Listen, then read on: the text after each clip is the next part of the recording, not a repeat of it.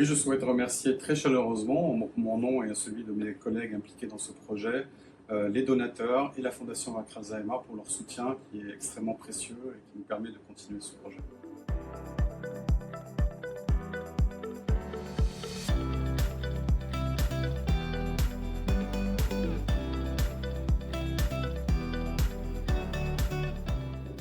Bonjour, je m'appelle Mehdi Kabani, je suis chercheur au Centre national de la recherche scientifique dans le laboratoire des maladies neurodégénératives à Fontenay-aux-Roses.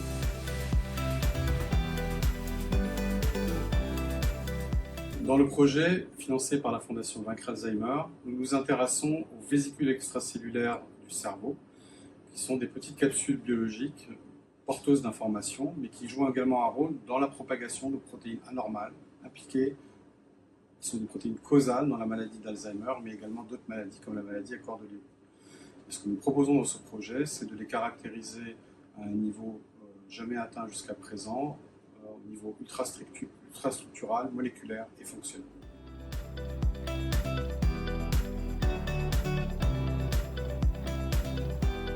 Les vésicules extracellulaires sont des petites capsules, comme des petites bulles, qui sont relarguées par les cellules, qui sont de très très petite taille. Et ces capsules et ces vésicules contiennent de l'information qui vient des cellules. Elles contiennent des macromolécules, des protéines, de l'ADN, de l'ARN.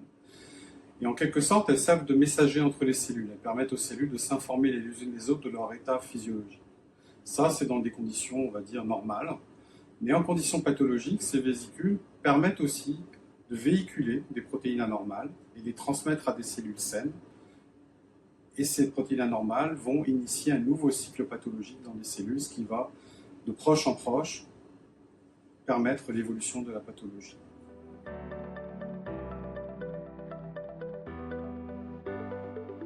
Notre projet va consister en fait à caractériser de manière très fine la composition moléculaire et la structure de ces vésicules, en se focalisant en particulier sur les vésicules extracellulaires qui vont porter ces protéines anormales.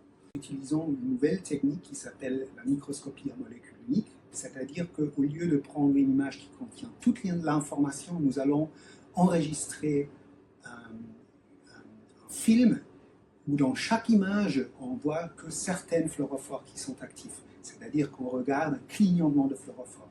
Et avec ces données-là, nous pouvons reconstruire une image super résolue, c'est-à-dire une image très précise de nos vésicules extracellulaires.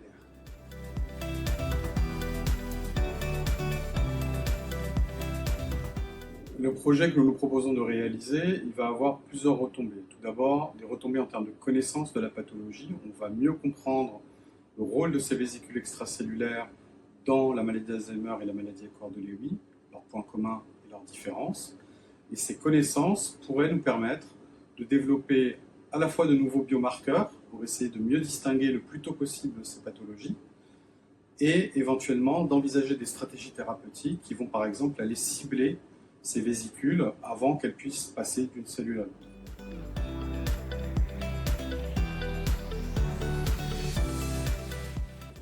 Donc la recherche, toutes les recherches coûtent extrêmement cher. Vous avez des coûts salariaux qui vont être variables en fonction du niveau des personnels permanents, les personnels non permanents comme les doctorants.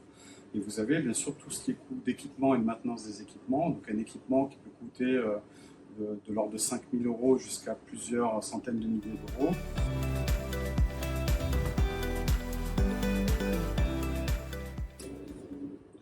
La subvention que nous avons obtenue auprès de la Fondation Vaincre Alzheimer est de 121 000 €. Cette somme va intégralement servir à payer la thèse d'une étudiante en doctorat, Dalia Gulseren, qui travaille déjà dans notre laboratoire, qui a déjà mis en place un certain nombre d'outils et de techniques que nous allons utiliser dans ce projet. Oui, je souhaite remercier très chaleureusement, en mon nom et celui de mes collègues impliqués dans ce projet, les donateurs et la Fondation Vaincre Alzheimer pour leur soutien qui est extrêmement précieux et qui nous permet de continuer ce projet.